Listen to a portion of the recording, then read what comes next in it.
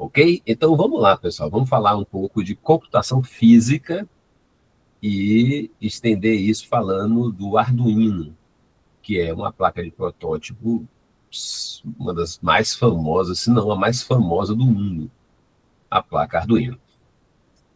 O nosso objetivo, então, é tratar com vocês de um novo tipo de computação, a chamada computação física, e apresentar um dos elementos de hardware mais conhecidos, hardware e software, na verdade, mais conhecidos para explorar essa plataforma, ao menos sob o ponto de vista didático. Tá bom? Vamos lá. Computação física, como está aí que vocês estão vendo, pessoal, ela vai de encontro, ou seja, não bate muito com o que a gente está acostumado a ver em dispositivos computacionais convencionais. Né? Nos dispositivos computacionais convencionais, nós temos o conceito de interface do usuário.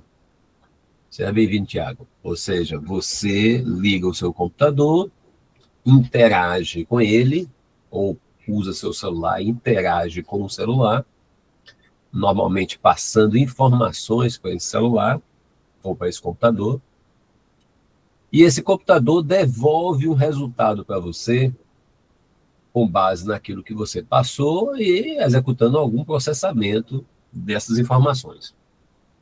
Tanto para informar o computador, quanto para receber as informações de volta, na esmagadora maioria dos casos, trata-se de informações virtuais, ou seja, informações que você informou ao computador do mundo físico, mas não informações que o computador teve acesso.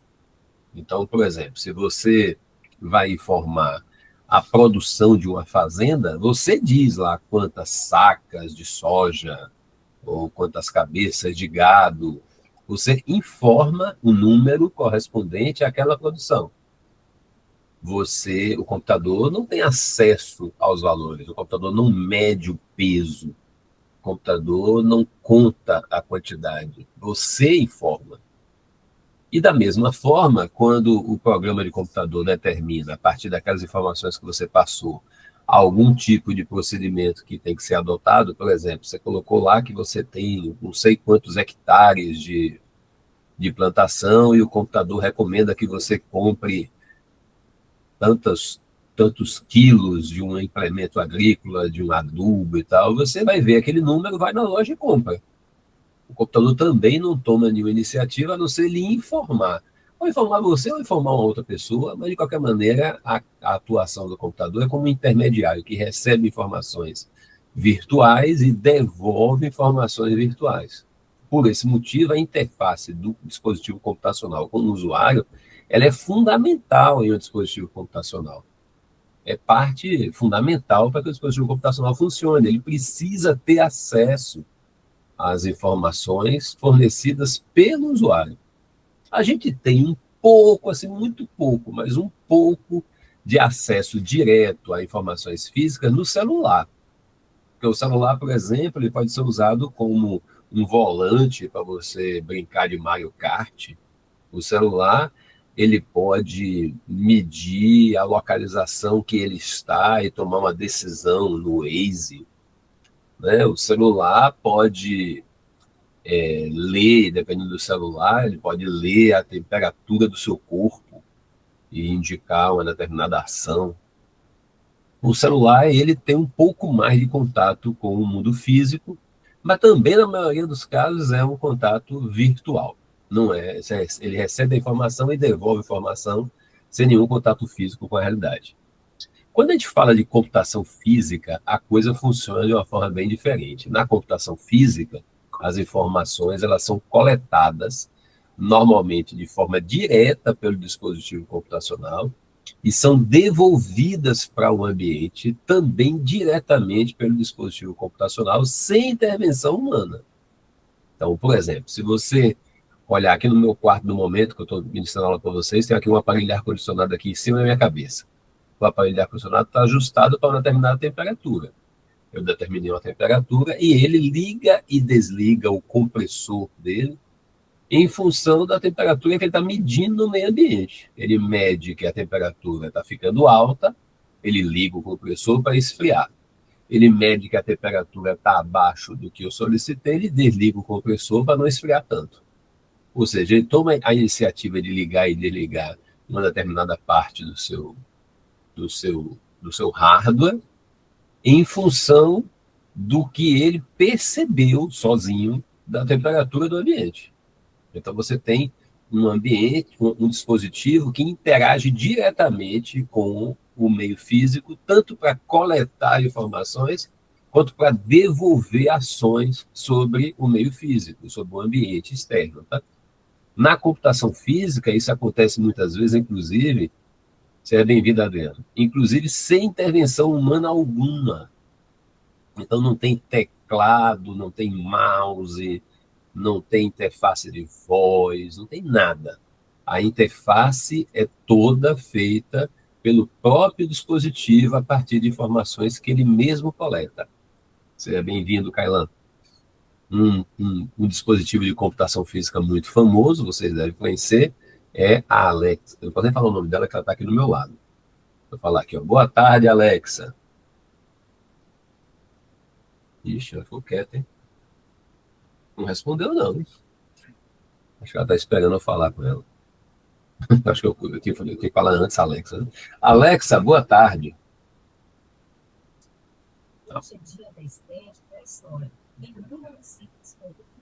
Olha, tá vendo? Falando da estreia de Toy Story e tal.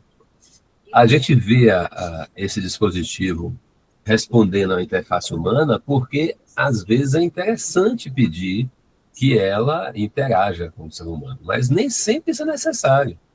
Muita gente me procura, poxa, eu queria, como aqui em casa eu tenho vários dispositivos de computação física, né? O pessoal procura, eu queria automatizar essas lâmpadas daqui de casa como você fez, Marco. Eu preciso comprar uma Alé, alguma coisa, não precisa falar o nome, senão ela responde.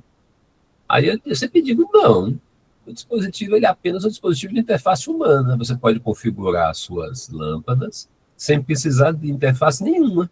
Aqui em casa mesmo, todo dia, quando está ficando de noitinha, ela acende as luzes, normalmente meia hora depois do pôr do sol, e todo dia de manhã, meia hora antes do nascer do sol, ela desliga, sem eu ter que dizer nada, nem olhar nada, eu apenas programei um comportamento.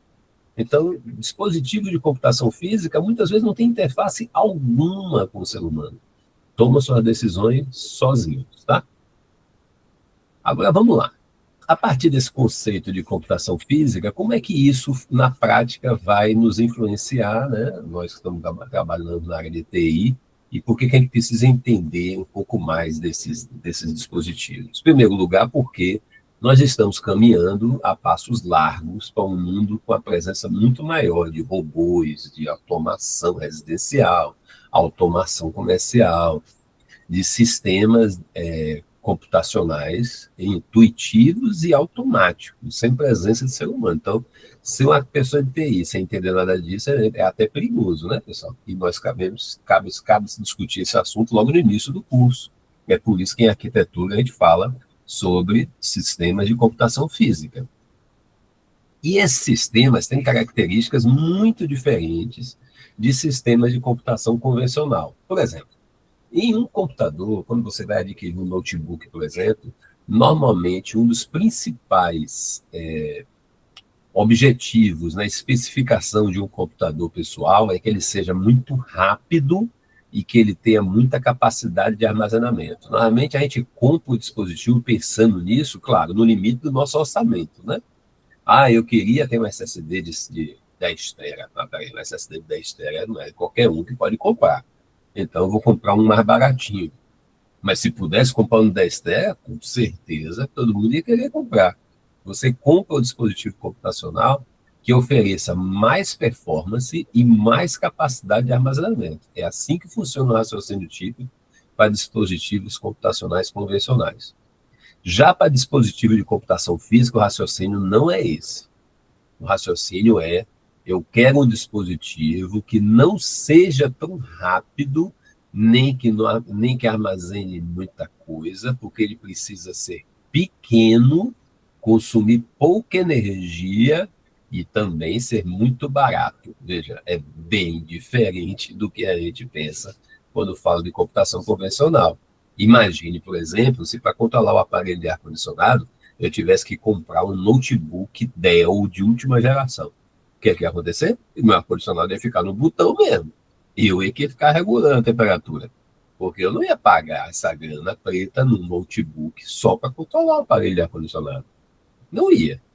Para poder acender as luzes do jardim e apagar de noite, de manhã cedinho e de noite, eu tivesse que comprar, sei lá, um servidor HP de última geração, eu não ia controlar as lâmpadas. Eu ia deixar para lá o negócio. A verdade é que sistemas de computação física, eles são muito simples, muito pequenos, consomem muito pouca energia e são muito baratos. E isso muda completamente, aponta para o lado oposto dos sistemas computacionais convencionais. Já a primeira diferença, né? Realmente são sistemas bem diferentes dos sistemas computacionais convencionais. Mas vamos adiante. Onde se aplicam sistemas de computação física? Existem diversas aplicações. Eu selecionei só algumas, tá? Para a gente falar aqui. Por exemplo, segurança patrimonial. Bom, pensando na segurança, ainda mais no nosso, né, na nossa pobre cidade aqui, né, que sofre tanto com esse problema, a gente precisa convocar quem for possível para nos ajudar a garantir uma vida mais segura, né? E muitas vezes você quer proteger, por exemplo, a sua casa ou a sua empresa da invasão de bandidos. Você não quer que sua casa seja invadida à noite, seja roubada. Então, um sistema de computação física pode tratar desse assunto com facilidade muito grande. Então, por exemplo, garantir a descoberta de pessoas que não deveriam estar ali, os chamados sensores de presença. Então, imagine que o seu sistema de computação física tem um relógio, ele, seja bem-vindo, Pedro, ele detecta que são 3 horas da manhã e, ao mesmo tempo, mesmo neste horário, ele percebe que tem uma pessoa do lado de fora da sua casa, aí dentro do terreno, mas do lado de fora da sua casa, perto da janela. Olha, isso não é uma coisa boa, né? Não deve ser normal. Uma pessoa às 3 horas da manhã mexendo na sua janela do lado de fora já é um risco potencial, né? Você ter um sensor de presença é uma coisa muito simples e de custo muito baixo. Muito mais barato do que você contratar um vigia para ficar 24 horas olhando sua casa. Então, o sensor de presença pode detectar a presença dessa pessoa e tomar alguma ação, lhe avisar, soar um alarme, acender a luz para assustar o cara, alguma coisa, né, ele pode fazer sem intervenção humana, muitas vezes, e reduzir o risco, né, que você está correndo com essa presença. A mesma coisa para abertura de portas e janelas. Então, por exemplo, uma janela que você esqueceu aberta, o sistema pode te alertar, olha, a janela tal ficou aberta, acender uma luz lá no controle, dizer que você precisa ir lá e fechar, né? Garantir que você não vai ter a casa invadida porque você esqueceu uma porta aberta, esqueceu uma janela. Ou até fechar mesmo, né? Dependendo da sofisticação do seu sistema, você pode comandar o fechamento da porta ou da janela a partir do sistema de computação física. Outra ação também interessante é a chamada simulação de presença. Isso é uma coisa que eu tenho aqui em casa. Se não tem ninguém na minha casa, eu gostaria de que as pessoas que passassem na rua tivessem a sensação de que tem gente sim em casa, né? O ladrão, ele evita a invasão de uma casa se tem gente dentro. Não é o perfil. É melhor invadir uma casa sem ninguém dentro que com gente lá dentro, né? Então, o que é que eu faço? Quando eu não estou em casa, o meu sistema vai lá, liga a lâmpada da sala, 10 horas da noite, liga a televisão, desliga a televisão, liga o som, aí acende a luz da cozinha, apaga da sala, acende a luz da escada, ou seja, para quem está vendo do lado de fora, a impressão que dá é que tem alguém em casa. Só que, na verdade, não tem ninguém. Na verdade, quem está comandando o acendimento e a execução dessas rotinas é um sistema automatizado, permitindo que a pessoa fique mais tranquila, porque o ladrão vai pensar, não tem gente naquela casa, não vai estar naquela casa, não. Além, é claro, do acionamento de alarmes, né, envio de mensagem, de WhatsApp, até a comunicação à polícia, tudo isso é possível a partir do sistema de segurança patrimonial baseado em computação física. Já que a gente está falando de residência, outra aplicação também é a automação residencial. ou seja, você automatizar processo na sua residência. Eu falei de alguns, né? Acender as luzes e apagar. Você pode controlar os aparelhos de ar-condicionado. Por exemplo, aqui na minha casa, quando chega às 5 horas da manhã, né? Está perto da hora da gente acordar, eu acordo às 5h15, por aí, 5h20, ele desliga os aparelhos de ar-condicionado. Porque, afinal de contas, não faz sentido manter o aparelho de ar-condicionado até a hora que você vai levantar. Se eu fosse economizar uma energiazinha, né? Eu desligo o aparelho de ar-condicionado algum tempo antes, aí vai ficando quente, dá vontade dele acordar, né? Quando chega na hora que toca o despertador, que eu acordo, já estou no clima. E nessa história economizei 15 minutos de ar-condicionado, energia elétrica, né? Minha conta vai ser mais baixa, todo mundo fica feliz. Você pode também controlar por voz algumas coisas, como eu acabei de mostrar para vocês aqui. Você pode conversar com o assistente de voz, pedir que ela ligue alguma coisa, desligue alguma coisa. Tá? Então, ela pode comandar a temperatura do aparelho de ar-condicionado, você pode acender uma lâmpada, você pode fechar uma porta, pode verificar o status de algum sistema, tudo através de interação humana. Se você julgar que isso é interessante, você pode comandar uma rotina, um roteiro pré-programado. Então, por exemplo, você pode dizer, olha, não vou dizer o nome dela não, que ela responde, viu? Oi, coisinha, vai ter festa. Você disse, vai ter festa. Oi, Adriano, seja bem-vindo. Ela já vai preparar a casa para a festa, vai acender a luz que tem que acender, vai ligar o som que tem que ligar, vai desligar o que tem que ser desligado, ou seja, vai tomar alguma série de ações específicas porque você falou que vai ter festa. Então, a automação residencial é outra área muito interessante. E eu queria acrescentar, no caso da automação residencial, o mercado que isso representa. As pessoas instalam automação residencial, muitas vezes não é nem porque precisa, às vezes é porque é muito confortável e bem interessante, né? O cara quer mostrar para o vizinho, para o amigo, que a casa dele é toda automatizada, que ele é o Tony Stark da vizinhança. E veja, pessoal, apesar de não ser muito complicado em termos de TI, não é mesmo, tá? Em termos de TI não tem grande complexidade, é uma coisa que pouquíssima gente entende. Então, se você se especializa numa área como essa, vai ser como aquela história, né? Dizem que em terra de cego, né? Quem tem um olho, não é isso, pessoal? Então, é aquele negócio. Se você se especializa na área de automação residencial, com o sistema de computação física, você tem todo um segmento de mercado aí que é muito mal explorado. Muito mal explorado. As pessoas acabam tendo que aprender sozinhas, não fazem o que gostariam de fazer, não tem tempo. Mas tendo uma pessoa de TI que sabe fazer isso, meu Deus, a possibilidade de você conseguir contratos, né, para fazer isso funcionar em residências de alto padrão, ele tem esse detalhe. Normalmente não é aquele mercado muito competitivo, né? Se você estiver procurando um programador Java, tem milhares de programadores Java disponíveis. Você tem que ser um excelente programador para ter uma posição no mercado. Excelente, porque tem muitos competindo com você. Já nesse segmento, pouquíssima gente se interessa. E não é que não se interessa porque não ganha dinheiro, não. Não se interessa, não sei por quê. Essa é a verdade. Porque o segmento é bem atrativo, né? Tem muito mercado. Então, também é uma coisa que talvez, para alguns aqui, seja interessante investigar com mais atenção. Mas vamos adiante. Além da segurança patrimonial e automação residencial, tem muitas outras coisas que você pode fazer. Por exemplo, a automação de sistemas. Você deve saber que toda indústria tem automação dos seus equipamentos. Então, por exemplo, se você tem uma bomba centrífuga numa planta industrial, você tem todo um sistema de controle dessa bomba, porque ela custa muito caro e você precisa garantir que ela vai operar dentro das condições especificadas na norma. Não vai receber uma tensão mais alta do que está planejado, não vai esquentar porque vai ter um controle de temperatura, aquela série de coisas que são controladas num equipamento como esse, para evitar que ele se danifique, porque o conserto é muito mais caro do que o controle. Pois bem, esses controles industriais poderiam ser aplicados em sistemas mais simples, como na sua casa, no seu prédio onde você mora, uma bomba d'água, por exemplo. O problema é que eles são muito caros. Eles são caros para a indústria, mas você consegue, através de sistema de automação residencial, através de sistema de computação física, implementar controles tão até mais rigorosos do que os controles industriais, usando um hardware que é extremamente barato. E aí vamos pensar, imagine, por exemplo, a bomba d'água do seu prédio. A bomba d'água é um equipamento caro, é um equipamento que quando danifica, gera aquela taxa extra no condomínio, o pessoal fica sem tomar banho no final de semana, é uma dor de cabeça quando a bomba d'água queima.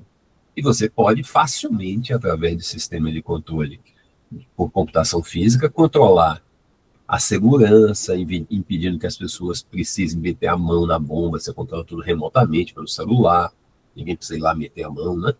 Você consegue controlar o fluxo de água para a bomba não rodar quando entrar na tubulação, consegue verificar o nível de água para ligar a bomba na hora certa, consegue definir um horário para a bomba ficar ligada onde a energia seja mais barata, em vez de alguém ter que ir lá, olha, o tanque esvaziou, deixa eu ligar a bomba. Ou então, olha, a boia indicou que o tanque está vazio, vou ligar a bomba. Que hora? Meio-dia, a hora mais cara que você tem para energia elétrica. É durante o dia, nos horários de pico. Ou então, 6 horas da tarde. Meu Deus do céu, é caríssima energia nesses horários. E a bomba, ela liga no horário que esvazia o tanque. Mas se você tiver um sistema automatizado, você pode medir a quantidade de água no tanque. E quando você perceber que ele está começando a esvaziar, na madrugada do dia anterior, que é a hora que a energia elétrica está mais barata, você liga a bomba, já enche o tanque antes mesmo de acabar a água e economiza energia elétrica. Só para citar alguns casos, tá? Uma série de coisas que você consegue controlar numa bomba usando um sistema de computação física de baixíssimo custo. Quando eu falo baixíssimo, é baixíssimo mesmo, pessoal. Uma placa Arduino, por exemplo, hoje, você não gasta nem R$ 50 para comprar ela aqui no Brasil. Então, eu não estou falando de um computador de não sei quantos mil reais, não. Estou falando de um dispositivo barato, que se você conhecer, né, souber fazer a programação, né, necessária para controlar esses sensores, esses atuadores e tal, você consegue resolver problemas que são muito mais dispendiosos. Uma bomba queimada pode custar muito dinheiro, além da dor de cabeça que vai gerar para todos. Uma outra área que é mais, vamos dizer assim, muita gente fala, né, como uma modinha, como o pessoal fala muito, é a robótica. Nossa, a robótica hoje é o assunto do momento. Usando Arduino, Pedro, exatamente. Usando Arduino, por exemplo, né? Não é só. Daqui a pouco a gente vai falar do Arduino, você vai ver que Arduino é um exemplo muito conhecido, mas não é a única solução. Está longe disso, tá? Daqui a pouco a gente vai chegar lá no Arduino. Mas voltando aqui, Pedro, falando de robótica, né? A gente vê o robô e tudo quanto é lado. Mas a gente esquece que robô não precisa ser aquele robô sofisticado que anda sozinho, que passa roupa. Não, existem robôs muito mais simples e que as pessoas não conhecem absolutamente nada deles. Por exemplo, o robô que limpa o chão, que aspira o chão, que o pessoal compra aí, vende pra caramba. É um robozinho simples, um aspirador de pó automático, que tem, a depender do modelo, graus de automação sofisticadíssimos. Alguns robôs desses traçam o desenho tridimensional da casa onde eles moram para ter uma limpeza mais eficiente. Existem, inclusive, relatos de invasão desse robô, que o pessoal invade para pegar informações da casa da pessoa. O robô está ali com a câmera, vendo tudo, né? Porque ele tem câmera. Aí ele vê, olha, esse cara não tem air fryer. Vou mandar aqui um aviso para a Amazon para oferecer um anúncio de air fryer para esse cara. Então imagine os potenciais de você que existem ao explorar dispositivos computacionais robóticos, que não dá valor nenhum, mas é um robô. Esse carinha aí é um robô. Isso para não falar, né, dos robôs que estão aí na mídia, né?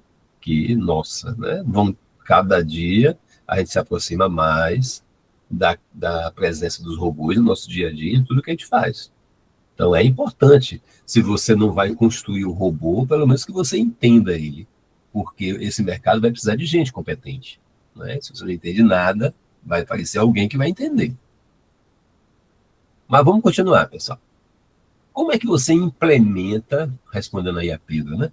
Como é que você implementa esse sistema de computação física que eu comentei com vocês? Existem duas linhas diferentes de estratégia, né? Duas estratégias diferentes para você implementar soluções de computação física. A primeira linha é através do uso das chamadas placas de protótipo, tá? E a segunda linha é através dos computadores de placa única, ou SBC, Single Board Computers. São duas linhas bem diferentes que oferecem diferentes características para quem quer implementar a computação física. A placa de protótipo, cujo maior exemplo que eu posso citar é o Arduino, que todo mundo conhece. Na verdade, não é simplesmente o Arduino, tá? O Arduino que todo mundo conhece é um dispositivo, na verdade, o nome dele é Arduino Uno versão 3. A gente vai chegar lá e vou explicar qual é, tá? O maior exemplo de placa de protótipo, com certeza, é o Arduino. Mas vamos lá. Quais são as características de uma placa de protótipo? Para começar, ela não é comparável com o seu computador. A gente já falou disso aqui. Um computador tem outros objetivos completamente diferentes de um dispositivo de computação física. Então, ele é muito mais simples do que um computador.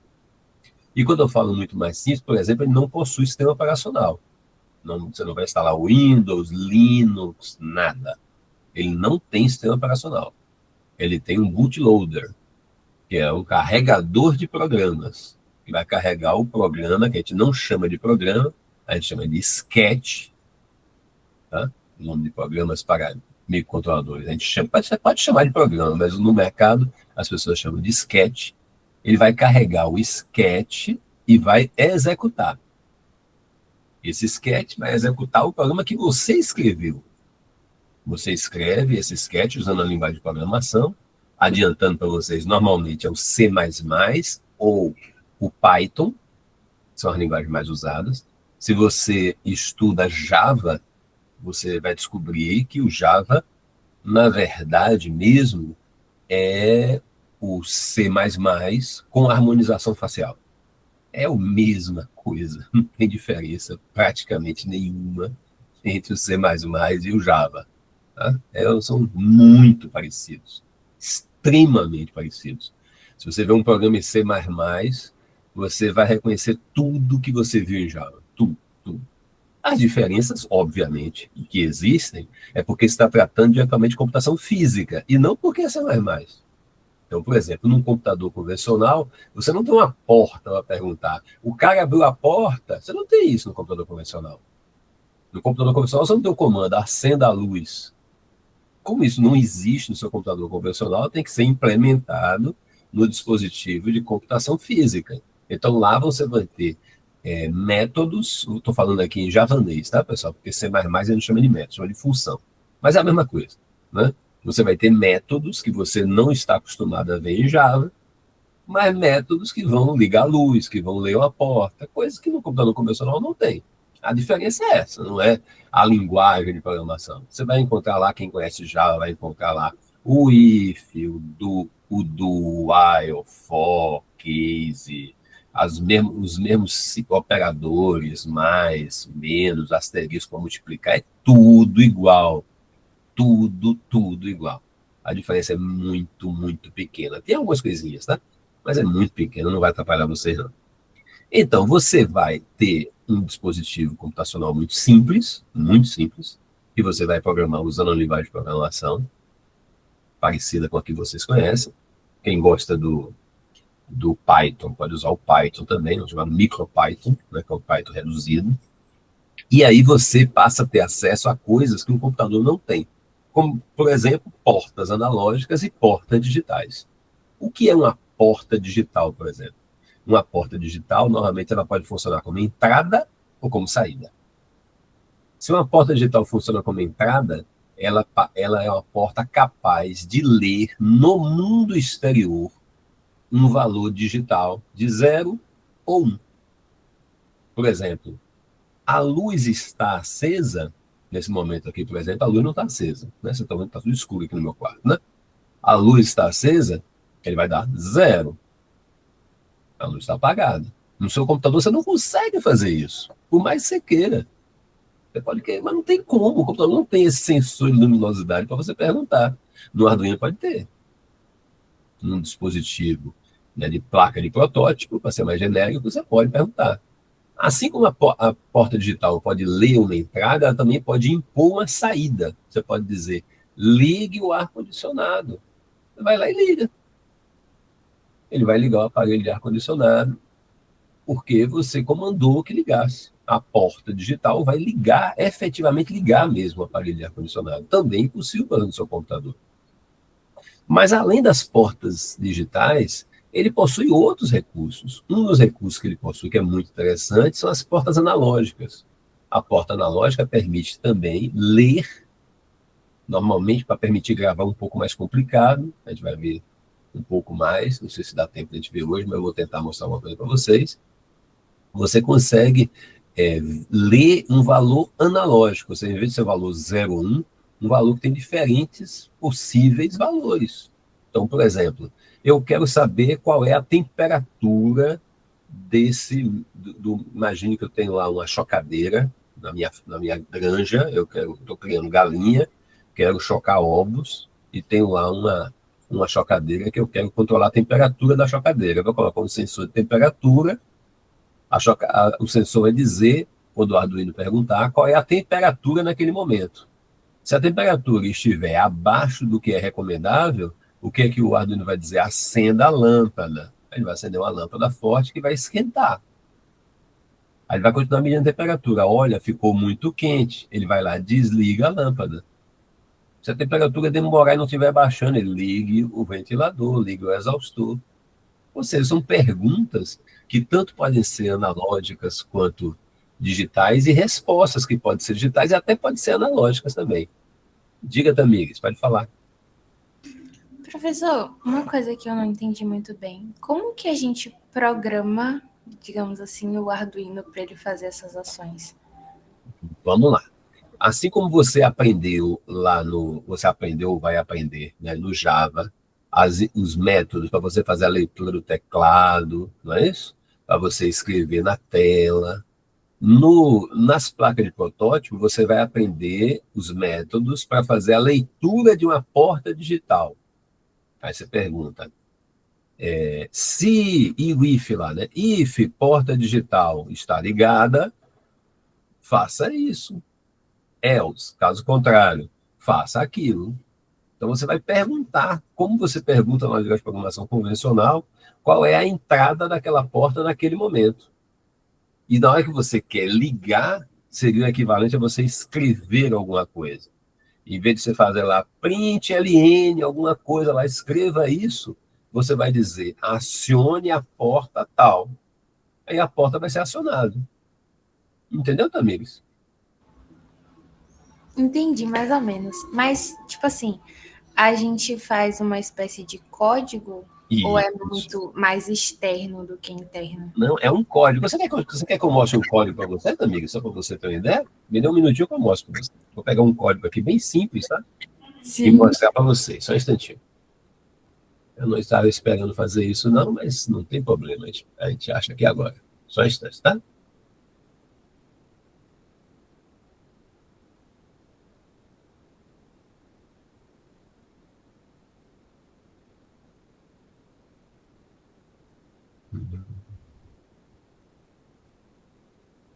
Não sei se esse código vai ser perfeito para mostrar tudo, mas pelo menos mostra alguma coisa para você. Você já conhece Java, Tamires? Eu, mais ou menos, eu já fiz alguns projetinhos simples com JavaScript, mas assim, bem iniciante mesmo. Pronto, mas eu vou mostrar aqui um código bem simplesinho para você, tá? Certo. Só um instantinho. Não é um código, sabe, que mostre tudo que eu falei, não, mas dá para dar uma ideia. Vou tirar por enquanto o slide, depois a gente volta para ele, tá certo? Vou compartilhar aqui a tela com o código.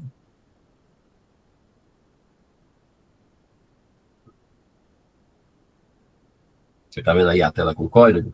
Esse código está escrito em C++, tá? Olha só. Eu vou traduzir ele para você ver que não é tão difícil, tá? Não vou mostrar tudo, mas uma parte para você. Olha aqui, por exemplo. Ó. Você está vendo essa instrução aqui? Ela vai dizendo o seguinte, olha, o pino é um pino mesmo, tá? Da placa do o pino A0, eu quero que você use ele como entrada, input. Você está dizendo isso. Na hora que você escreveu isso aí, você está dizendo, olha, Arduino, esse pino A0 que você tem aí vai funcionar como entrada, tá? Eu vou ler o que está acontecendo nele. Aí aqui embaixo, ó, olha o que acontece aqui nessa instrução, ó. Pegue a variável entrada e faça ela igual ao valor analógico que você vai ler na porta A0. Eu tinha dito que A0 era a entrada, agora eu estou lendo o que é que está lá na porta A0. Qual o valor que tem aí? Pode ser uma temperatura, pode ser uma velocidade, pode ser uma tensão elétrica, pode ser a pressão atmosférica, qualquer coisa, depende do que você conectar na porta A0. Aí ele está lendo o conteúdo dessa porta e colocando o resultado dessa leitura na variável entrada. Tá vendo aí? Ou seja, Tô entendendo. eu estou usando aqui um método, né, falando de Java, um método analog read para ler um valor, e estou usando aqui um método pinMode para quê? Para determinar o que é que aquele pino vai ser. Entendeu, Tamires? Entendi. E esse programa que está aí, ele foi usado numa aula que eu ministrei de Arduino para medir o valor de um sensor de inclinação. Você girava o sensor, ele dizia o valor da inclinação. Pode ser usado para um braço de robô, pode ser usado para um leme de um barco, para o flap de um aeromodelo, para um drone. Depende do que você vai conectar. Entendi. Mas Muito legal. peguei aí uma coisa muito simples, tá? Muito simples, tem coisas muito mais sofisticadas, você deve imaginar, né? Peguei algo bem simplesinho, só para você ter uma ideia de como é possível você programar um dispositivo de computação física. Minha intenção é essa. Diga, Matheus. Professor, uma vez, acho que foi ano passado, Hum. eu fiz um curso no Senai que tinha matéria de Arduino, só que teve pouco tempo que o professor faltou. A gente pegou pouco tempo o negócio de Arduino. Só que tinha uma dúvida, é que a gente projetava as coisas, só que na prática, como é que a gente usava isso aí de verdade? Em um projeto real. É uma questão de criatividade, entendeu, Matheus? Porque as possibilidades são infinitas, Matheus. Literalmente infinitas. Você pode fazer qualquer coisa, Matheus. E digo mais, você não depende do Senai para criar suas coisas, não. Eu não, posso no dar caso outro é assim, exemplo? professor. Posso dar outro exemplo? A gente faz com Arduino, só que eu queria passar assim para um projeto de verdade. Por exemplo. Como é que faria isso? Por exemplo. Assim, vamos dizer assim, a gente criou uma lâmpada que pisca se você fizer você bater palma, alguma coisa. Aí com aquelas caixinhas do Arduino, ou com a placa do Arduino é grandona. Mas se a gente fosse fazer para colocar em uma lâmpada, como é que usaria isso? Faria isso? Aí você teria que construir, né, um protótipo com tamanho adequado, né, com tamanho correspondente ao que você quer. E você tem a disponibilidade de hardware dos mais diversos tamanhos que você imaginar. Tem coisa que é extremamente pequena, que você esconde em qualquer lugar. Eu tenho, por exemplo, escondido de um ventilador daqui de casa um controle do Arduino, dentro do ventilador. Eu ligo, aumento a velocidade, diminuo, desligo por voz. Eu falo lá não posso falar o nome dela, que ela responde, né? Eu falo para ela, liga o ventilador, ela liga. Aumente a velocidade, diminua a velocidade, e ela faz. E você não vê que dentro do ventilador tem essa plaquinha lá escondida. Tá lá, mas ela é pequenininha, não dá para você ver. Entendeu? E outra coisa, você pode desenvolver todos esses projetos que a gente está falando, mesmo sem ter nada de hardware em casa. Você pode usar um simulador. Com um simulador, você pode fazer várias coisas. Você pode manipular um braço robótico, você pode fazer um joguinho, para o que você quiser. Agora, não tenha dúvida que se você puder fazer um negócio que fisicamente é visível e que funciona, eu brinco com meus alunos dizendo que isso é um verdadeiro orgasmo quando você vê aquele negócio funcionando. Meu Deus, funcionou, é lindo, né? Na tela do computador fica assim aquela coisa meio virtual, né? Mas dá para você fazer, inclusive, na tela do computador. Claro, sem problema nenhum. Você manipula as coisas da forma que você imaginar. E outra coisa, Matheus, tudo que a gente tem hoje de automação utiliza algo similar aos conceitos adquiridos com o Arduino. Não é uma ciência futurista, não. É a realidade hoje. Todo automóvel tem um sistema de controle de injeção, de queima de combustível, de escapamento, que é automatizado, e é automatizado com algo bem similar ao que você faz com o Arduino. Então, as aplicações são infinitas. O que não pode é parar no momento que você começa a ver as aplicações, né? E aí ficar imaginando. Não, tem que continuar, tem muita coisa para fazer. Nossa, como tem. Acredite, Matheus. Vai em frente que você chega lá, viu? Valeu. Vou lá, vou voltar, viu? Vamos voltar aqui no como implementar. Então, pessoal, falando aqui novamente do ponto que a gente estava parado, né, pessoal? Você tem que lembrar sempre, como eu falei para vocês há pouco, que numa plataforma de computação física, os recursos computacionais são muito limitados, muito. Então, por exemplo, tem cliente que quer pegar o Arduino e desenvolver no Arduino um joguinho e quer que o joguinho seja tão bom quanto a PlayStation. Esquece, cara, não tem sentido isso que você está querendo fazer. Não tem sentido. Para você ter o poder computacional de uma console de jogos, você tem que ter um microprocessador, não pode ter um microcontrolador. As aplicações são diferentes.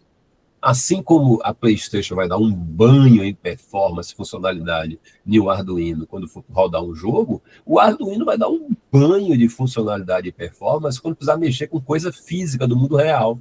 Porque ele tem porta analógica, ele tem porta digital, ele tem entrada de rede, ele tem várias interfaces que uma console de jogo não tem, que um computador não tem. Cada um no seu quadrado. Tá?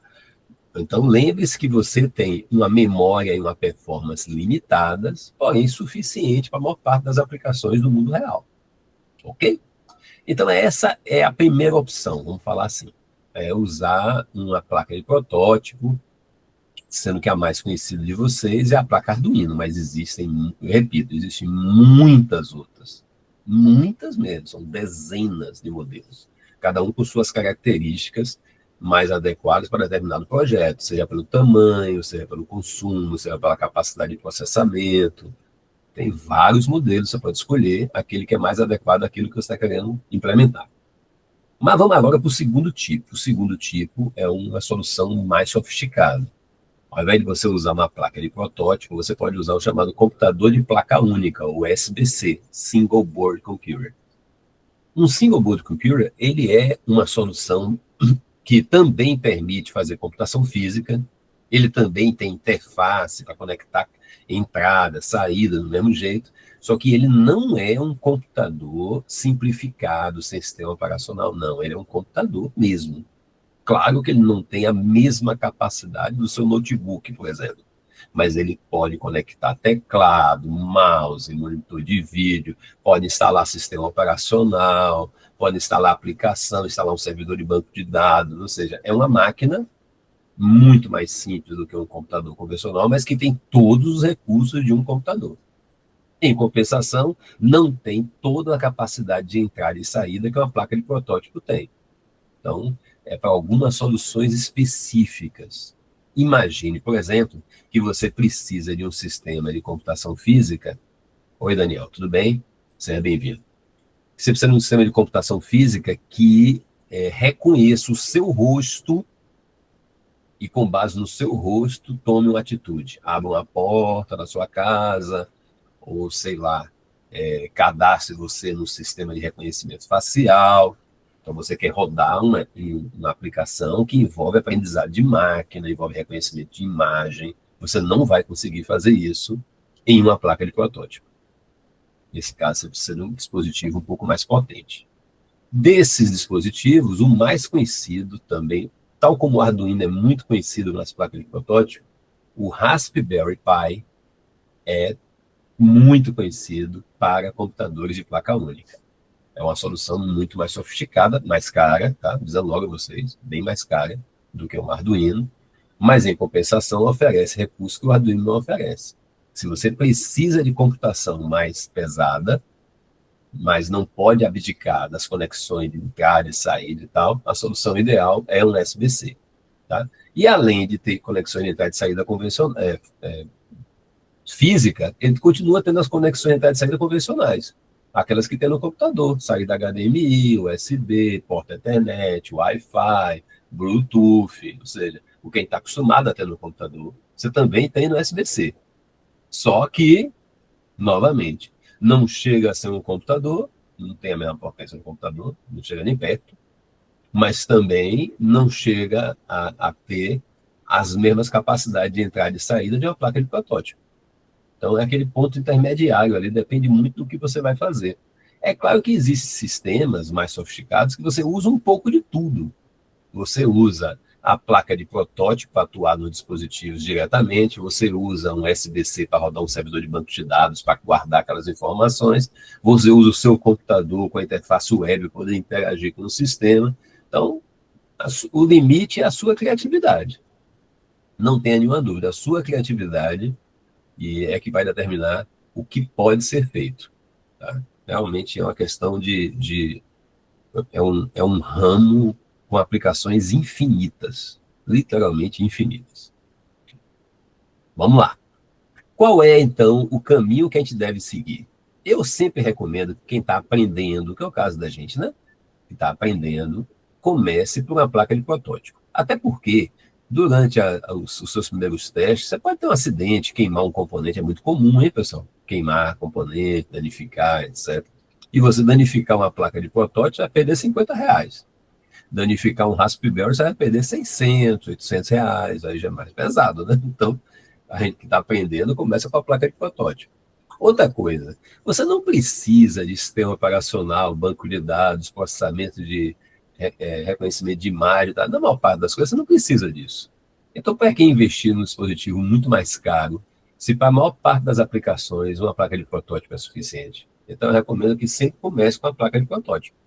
Quem tem interesse pode começar sem comprar nada na base do simulador. Eu indico um muito famoso, vou colocar o nome dele aqui, é o Tinkercad.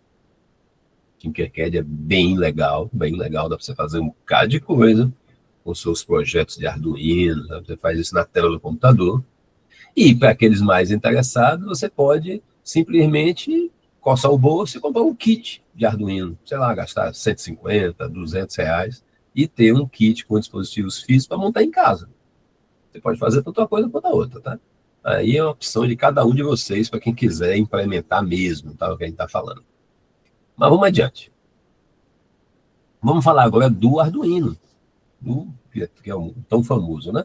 O Arduino, pessoal, ele é, vamos dizer assim, o astro, né? O superstar das placas de protótipo. Mas eu queria explicar para vocês por que ele virou superstar. Não é porque ele é super potente, não. Ele virou superstar por outro motivo. Até 2005, hein, pessoal? Estamos falando de uma coisa de 20 anos atrás. Até 2005, não existia esse conceito que a gente está falando aqui, de placa de protótipo, SBC, isso não existia. Se você queria fazer uma solução envolvendo eletrônica, computação física de uma forma geral, você tinha que ser engenheiro eletrônico. Tinha que ter conhecimento de eletrônica, tinha conhecimento de microprocessador, saber montar um circuito, ou seja, a quantidade de pessoas que tinha acesso a esse tipo de tecnologia para fazer esses projetos era muito limitada, né? Porque os engenheiros eletrônicos já têm suas coisas para se preocupar. A verdade é essa. E outra coisa, eu sou engenheiro eletrônico, pessoal, só para comentar. Outra coisa, o engenheiro eletrônico, ele não é muito bom em programação. Não é a área dele. E os projetos de computação física envolvem quase sempre programação, e programação às vezes é relativamente complexa. Enquanto que um engenheiro de software, analista de sistemas, ele é bom de programação, não entende muito ou quase nada de eletrônica, mas é bom de programação. Então, lá na Itália, uma coisa interessante é que esse projeto surgiu na Itália, pessoal, não é americano não, é italiano. Então, lá na Itália, em 2005, um grupo de professores do curso de automação decidiu fabricar esse negócio chamado placa de protótipo. O que era a placa de protótipo? Ele pegou o chip do chamado microcontrolador. O microcontrolador, pessoal, é um primo carnal do microprocessador.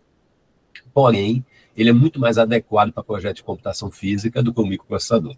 Tá? O pessoal resolveu pegar o microcontrolador e criar uma placa de circuito, como essa que vocês estão vendo aí no slide, tá? E colocar nessa placa não só o microcontrolador, como também os componentes acessórios básicos para que ele pudesse funcionar mesmo uma pessoa que não tivesse conhecimento de eletrônica. Então, colocaram nessa placa fonte de alimentação, colocaram nessa placa a interface USB para se comunicar com o computador, colocaram nessa placa os pininhos para você encaixar as entradas digitais analógicas, montaram um dispositivo que uma pessoa de TI, uma pessoa de engenharia de software, análise de sistemas, sei lá, as profissões de TI, pessoal. Pega aí quem mais, pessoal. Um cientista da computação, qualquer pessoa da área de TI, que não tinha proximidade com a eletrônica, importante, e essa pessoa poderia, através do uso de uma placa de protótipo, e claro, né, tem que ter algum conhecimento mínimo da eletrônica, mas muito pouco, poderia desenvolver esses projetos. E aí o que é que foi? Foi um sucesso absurdo. Isso não existia. Foi um sucesso tão grande que essa universidade criou a chamada Fundação Arduino. A Fundação Arduino foi uma fundação, né, uma organização criada para desenvolver esse tipo de trabalho.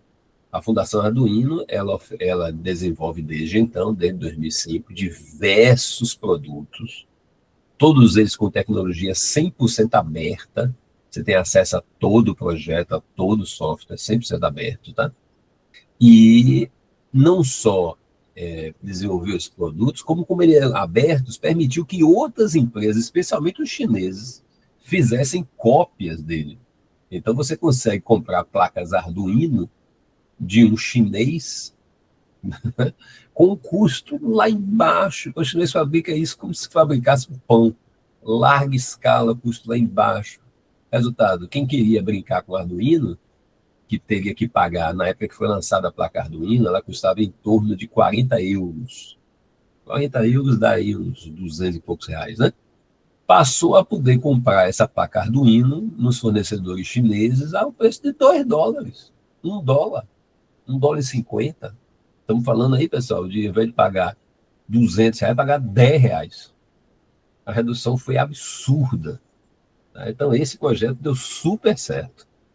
Mas lá na época, quando começou, né, ainda não tinha surgido todo esse ambiente que existe hoje, o primeiro projeto da Fundação Arduino, ou seja, o projeto 1, foi o projeto Arduino, nome da fundação, Uno, que é italiano, Uno.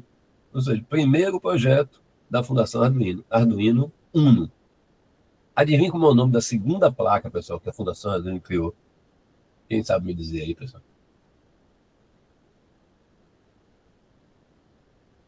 Exatamente, o Arduino Duo. Ou seja, é italiano mesmo. Os produtos foram criados usando os nomes mesmo dos números, cara. Claro que depois se criou vários outros produtos. Tem o Arduino Leonardo, que foi criado para projetos com arte. Se você quer lidar com música, né? Com arte de uma forma geral, existe uma placa de protótipo pronta para gerar uma nota musical, fazer funcionar como mesa de som, ou seja, fazer o trabalho mesmo de artes, né? Existe o Arduino Mega para projetos maiores, o Arduino Micro, ao contrário, projetos muito menores, vários outros produtos da Fundação Arduino. E junto com os produtos da Fundação Arduino, começaram a surgir os produtos concorrentes. Hoje você tem, nossa, diversas indústrias, mas são diversas mesmo, fabricando placas de protótipo dos mais diversos tipos, não só cópias, né, bem safadas do Arduino, como também produtos independentes. Uma dessas empresas, a Expressive, por exemplo, tem um produto que é um sucesso absurdo, que é a linha ESP32. Uma excelente placa de protótipo também, com recursos bem avançados. Ela tem dois núcleos, ou seja, não é só um processador. Ela tem uma memória muito maior do que a memória do Arduino. Então, você consegue fazer projetos bem mais sofisticados. Mas eu estava dizendo para vocês que o Arduino Uno é o superstar, né, das placas de protótipo. E prometi para vocês que ia dizer por quê, né? O Arduino é o superstar, pessoal, porque ele foi o primeiro projeto de larga escala, né, que vendeu no mundo inteiro, foi um sucesso absurdo. E aí, resultado, todo mundo que queria aprender a mexer com placa de protótipo usava o quê? O Arduino. Então, nós temos dezenas, olha, dezenas, talvez até mais, vai ter até centenas, de livros falando do Arduino. Você tem vários vídeos no YouTube. Você tropeça nos vídeos do YouTube sobre Arduino. Não precisa nem procurar, ele aparece mesmo quando você não quer. Tropeça nos vídeos no YouTube, tutoriais, materiais detalhados, programa, material de teste, é muita coisa, mas é muita coisa mesmo baseada no Arduino Uno. E aí, por isso que o Arduino Uno é tão famoso, e eu digo mais, exercitando aqui meu poder de adivinhação, eu acho que ele vai continuar sendo o mais importante durante um bom tempo.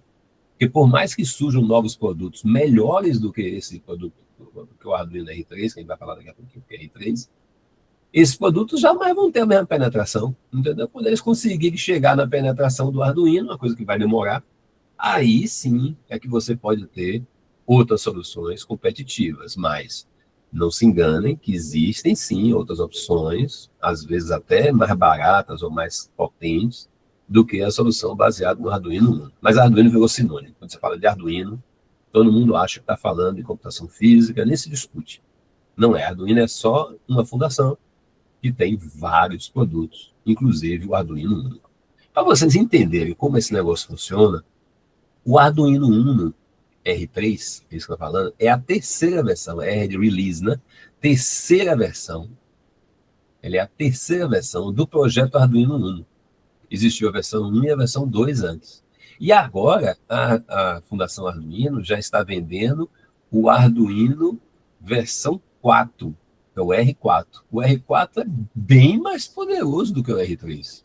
Muito mais poderoso. Agora, como ele não é tão conhecido quanto o R3, eu digo para você o seguinte, vai demorar muito, mas muito tempo para começar a aparecer projetos com Arduino R4. Então, a questão toda é documentação. Se você quer fazer alguma coisa em computação física, eu recomendo para qualquer pessoa, comece sempre pelo Arduino Uno R3, porque você vai encontrar tudo na internet. Você pensou em alguma coisa que pode funcionar com Arduino, alguém já fez. Com certeza alguém já fez. Já tem gente que automatizou a indústria com isso, já tem gente que usou isso dentro de automóvel para controlar parte do sistema automatizado do carro, já tem gente que usou isso para substituir processador de joguinho manual, já usou para milhares de coisas. Então você sempre vai encontrar um projetinho onde já tem um Arduino funcionando com código aberto, explicação, documentação. Então é o melhor caminho para quem está começando. Porém, não pode fechar os olhos e achar que é só ele que existe. Existem outros. Algumas especificações, pessoal. Lembre-se, é uma placa de protótipo, hein? Ele funciona com 5 volts, que podem ser fornecidos de diversas formas. A forma mais simples é você conectar simplesmente um cabo USB. Você ligou um cabo USB, ligou no seu computador, pronto, você alimentou o Arduino Uno. Eu não acho a melhor forma, não, porque a porta USB do computador não foi criada para isso. A porta USB foi criada para comunicação e não para alimentação. Aliás, se você carrega seu celular na porta USB, reveja seus conceitos, viu? O celular é para ser carregado no carregador, não é na porta USB do computador, não, né? Não faça isso não, você pode danificar sua porta USB. Mas vamos lá. Você pode conectar via porta USB e ter os 5 volts. Você pode pegar um eliminador de pilha. Você pode colocar no eliminador de pilha, pessoal, até 16 volts, na verdade. Não recomendo não, mas você pode usar um eliminador de pilha de 6 volts, 9 volts, 12 volts. Conecta que ele vai funcionar também. E você também pode fornecer externamente, tá vendo esse pino aqui, VIN, você pode fornecer externamente os 5 volts. Se você tiver um Arduino, por exemplo, de um drone, a gente está usando ele para controlar um drone, tem projeto com drone com Arduino. Você colocou lá ele dentro de um drone, o drone tem motor, tem bateria, né? Você pode usar a bateria do drone para alimentar o Arduino. Aí você vai alimentar diretamente a partir daqui, ó, a partir do pino de entrada de tensão. Então você tem 3 formas diferentes de alimentar o Arduino. Além disso, ele oferece 14 pinos de entrada e saída, ou seja, esses pinos todos aqui, do pino 0 até o pino 13, São 14 pinos de entrada e saída digitais, tá? Sendo que 6 deles podem ser usados para simular uma saída analógica também, tá? Você tem 6 entradas analógicas, são esses 6 pinos aqui, funcionam como entradas analógicas. Você tem um microcontrolador, né, que é um processador ATmega 328P, é o modelo do microprocessador. Você fala i7, i5, né? No caso do Arduino Uno, é o ATmega 328P. Detalhe, é o ATmega 328P no Arduino Uno versão 3. No Arduino Uno versão 4 já é outro processador, completamente diferente. Tá? Você tem também, em termos de espaço de memória, tem 1K de memória EPROM, onde você guarda a BIOS no seu computador, aqui você guarda a parte de configuração. 2K de memória RAM, olha só, pessoal, 2K. Tem gente que tem 8 GB e acha pouco, né? No Arduino 2K é mais do que suficiente. Você tem 32K de memória flash para guardar o programa. No Arduino, a memória que guarda o programa é diferente da memória que guarda os dados, tá, pessoal? Isso é uma diferença bem importante quando se fala de microcontrolador versus microprocessador. Mas, Kailan, você não tem noção, Kailan, do tamanho dos códigos complexos que você consegue fazer com 2K. Você não tem noção. Acredite, você não tem noção. A verdade é que nós usamos computadores hoje com uma capacidade de memória que é um exagero absurdo. Kailan, nós fomos para a Lua, tá?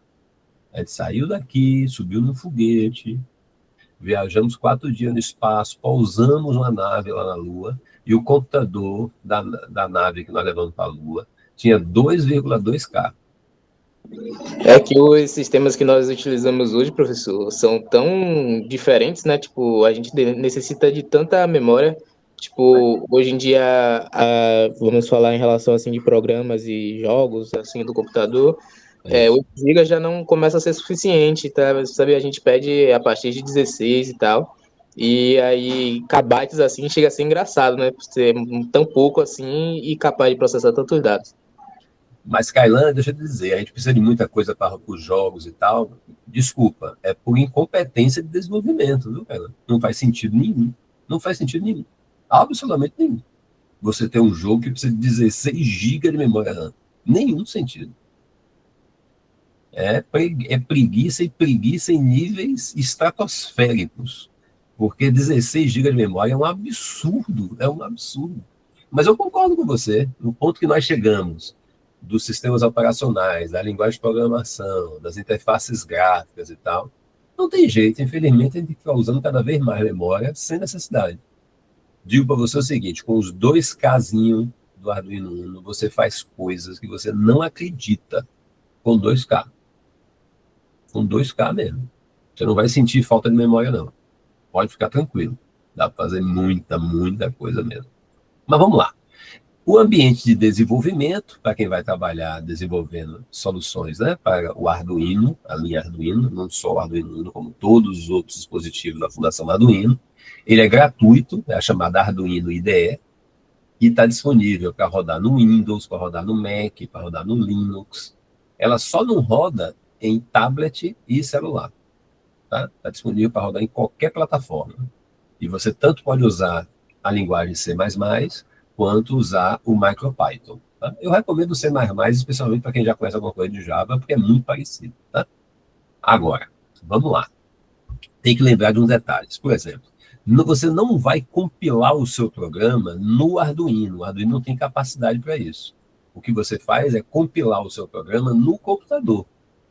Então, você compila o seu programa no computador e depois você carrega o código executável no Arduino. É o que nós fazemos com o celular, por exemplo. Você não compila o código no celular, você compila no computador e depois carrega o código no celular. É chamado compilador cruzado. É a tecnologia que se usa para 10 em cada 10 placas de protótipo. Aqui, pessoal, é só uma visão ampliada, né, da placa para mostrar para vocês alguns componentes. Esse aqui é o processador ATmega 328P, tá? Aqui nós temos o cristal de quartzo, que dá o clock do Arduino, que é 16 MHz. Tá? Aqui é a interface USB do Arduino Uno R3, tá? Aqui é o botão de reset. Aqui nós temos o controle da fonte de alimentação, é que vai transformar a tensão que você entra aqui nos 5 volts, que são necessários para o Arduino. Aqui você tem os pinos para conexão de dispositivos, tanto aqui quanto do lado de cá. Tá? Aqui são os pinos para programação externa. Se você não quiser usar a porta USB para programar, você pode programar por aqui. E diversos outros componentes auxiliares. Tá? Uma coisa interessante que a gente tem aqui no Arduino é esse LEDzinho aqui. Ó. Tem um L aqui, né, pessoal? Coincidentemente, o L está conectado ao pino 13. Mas não precisa nem dizer nada, né, pessoal? Faz o L. O Arduino também faz o L. Tá, pessoal? Então, aqui, ó, esse L, ele está conectado ao pino 13, de forma que quando o pino 13 está ligado em 1, quando ele está ligado em 1, o LED acende. Quando está ligado em 0, o LED apaga. E aí, pessoal, o primeiro programa que você desenvolve para o Arduino, o pessoal dá o nome, não só para o Arduino, mas qualquer placa de protótipo, o pessoal chama de ping. Ping, ao invés daquele Hello World, que vocês devem conhecer, vocês conhecem com certeza o Hello World, né? Você desenvolve o ping. E, ao invés de escrever na tela Hello World, o que o ping faz? Faz o LED piscar. O LED pisca, e aí você... Nossa, a primeira vez que você bota o LED do Arduino para piscar, para quem nunca fez isso funcionar, meu Deus do céu, são orgasmos múltiplos. Você fica doido. Meu Deus, eu consegui acender o LED. Eu já sei programar um Arduino. Um programa bem bobinho, mas você faz o LED piscar. Tá? Aqui tem outros LEDs, mas são para controlar a transmissão, né, através da porta USB. A transmissão e a recepção. O LED que você controla é esse daqui que está na porta 13. É claro que a porta 13 pode ser usada para outra coisa, mas o LED está sempre ligado nela, vai piscar sempre, tá? Né? Vamos lá. Entenderam, pessoal? Por enquanto está tranquilo? Posso seguir mais um pouquinho? Tem um pouquinho mais de alguns minutos a mais. Posso seguir?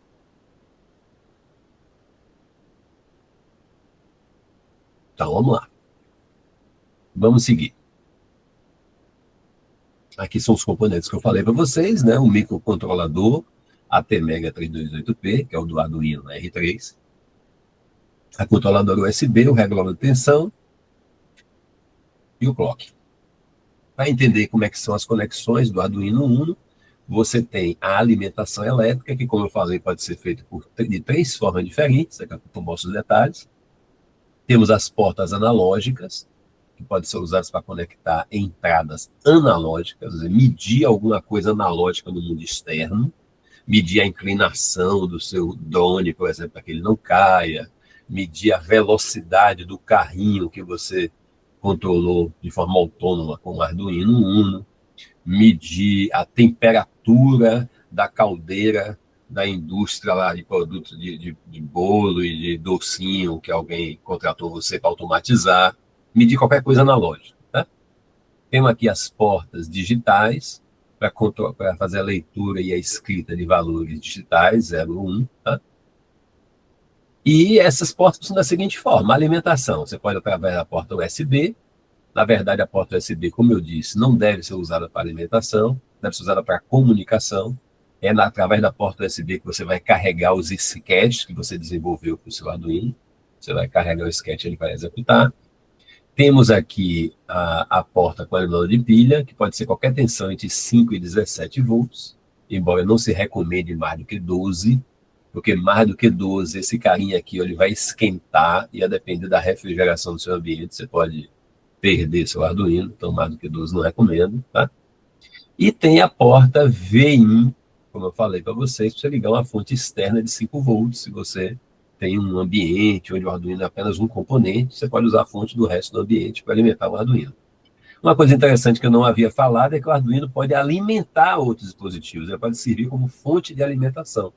Então, por exemplo, se você quer que o seu projeto de computação física saiba que horas são e que dia é esse, você pode instalar um relógio de tempo real, chamado RTC, Real Time Clock.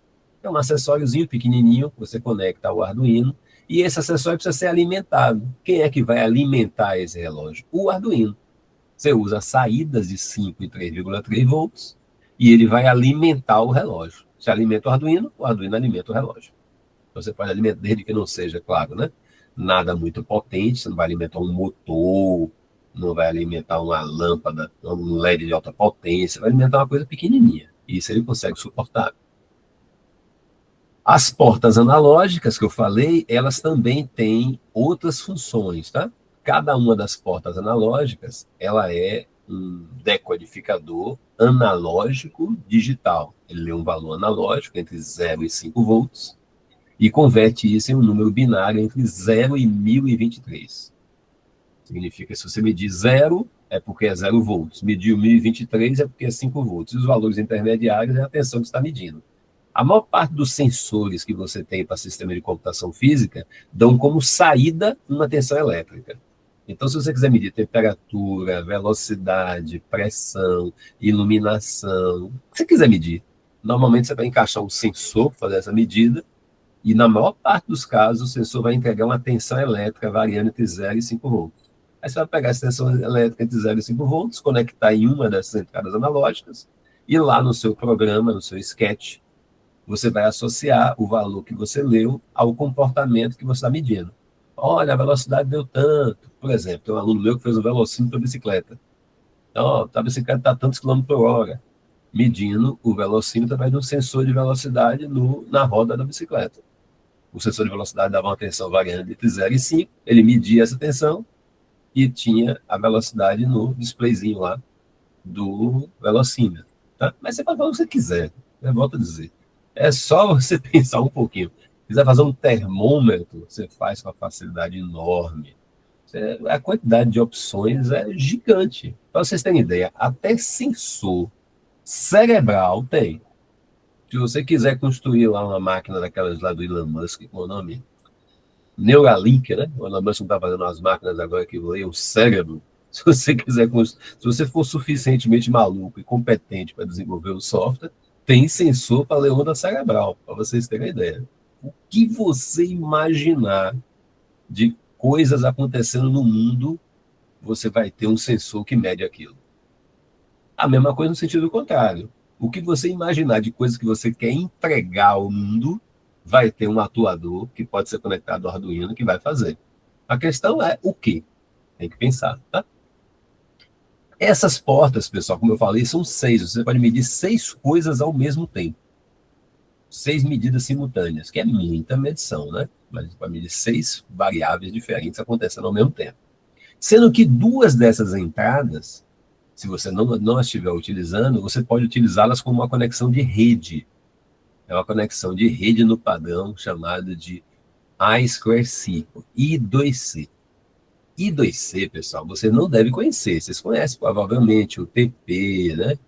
Wi-Fi, Bluetooth, porque são redes de microprocessadores. O microcontrolador tem outras redes. Se você abrir o seu celular, você vai ver que os componentes do seu celular lá dentro eles se comunicam usando o I2C. O I2C é um padrão muito conhecido de comunicação para microcontroladores. E o I2C, pessoal, faz maravilhas. Por exemplo, com essas 2 portinhas aí, você consegue ligar até 127 dispositivos externos. Imagine a complexidade do que você pode fazer. Se quiser fazer um Bumblebee, você pode fazer bastante coisa ligando nos sensores, e esses sensores se comunicam com o seu Arduino usando a rede I2C. Essas portas A4 e A5. Agora, é claro, né? Se você quiser usar essas portas, você vai ter que fazer o quê? Você vai ter que programar o seu Arduino, dizer, olha, as minhas portas A4 e A5 eu não quero usar como entrada analógica, eu quero usar como porta I2C. Bom, aí você não tem mais essas 2 portas, em compensação, tem o I2C. O mesmo acontece com as portas digitais, pessoal. Aqui está só mostrando como é que funciona o I2C, eu pulei, tá? As portas digitais, são 14 portas, que vocês também configuram via software, certo, pessoal? Você pode fazer o que você quiser, pode ler, pode gravar, a definição é sua. E dessas 14 portas, 6 delas tem um tiozinho aqui, não sei se você está vendo, na 11, na 10, na 6, na 5, na 3, tá vendo? Essas portas, tem outra que eu não estou vendo onde é que está. Ah, sim, 11, 10, 9, 6, 5 e 3. Essas 6 portinhas específicas, você pode configurá-las como PWM. Quando você configura uma porta como PWM, você está gerando um sinal que simula uma saída analógica. Só para dar um exemplo para vocês, qualquer automóvel elétrico, de qualquer marca, BYD, Mercedes, pode escolher a marca, Renault, qualquer automóvel elétrico controla a velocidade das suas rodas usando PWM. A mesma tecnologia que você usa no carro elétrico, você pode usar no Arduino para controlar o que você tiver a fim de controlar. Aí a imaginação é contigo. Você pode, por exemplo, ligar uma lâmpada, você pode pegar um LED chamado LED RGB. O LED RGB é um LED que tem dentro dele 3 luzes, tem uma vermelha, uma verde e uma azul. Por isso que é RGB, Red, Green, Blue. Com essas 3 luzinhas ligadas no PWM, você consegue fazer esse LED acender da cor que você quiser. É só combinar as intensidades de vermelho, verde e azul. Você pode fazer ele acender rosinha, acender azul claro, acender verde floresta, você escolhe a cor. Então imagine se você pega vários LEDs desses, coloca todos numa tela plana. Você tem o quê, pessoal? Uma TV de LED. É exatamente assim que as TVs de LED funcionam, usando PWM e LEDs RGB. Então, eu fico até sem saber o que dizer para vocês, que as possibilidades realmente são infinitas, tá? A computação física é um ramo extremamente promissor, afinal de contas os robôs estão aí, a automação está aí, tudo hoje em dia tem algum tipo de automação. Você tem de exame de gravidez eletrônico, descartável, pra vocês terem ideia de como é barato, né? A mulher compra um exame de gravidez, faz o teste, depois que vê o resultado na telinha da LCD, ela joga fora, porque é tão barato que não vale a pena usar para outra coisa, tá? Até sistemas que controlam seu automóvel, tudo airbag, freio ABS, tudo é baseado em sistema de computação física, passando por todos os exemplos que eu passei para vocês aqui.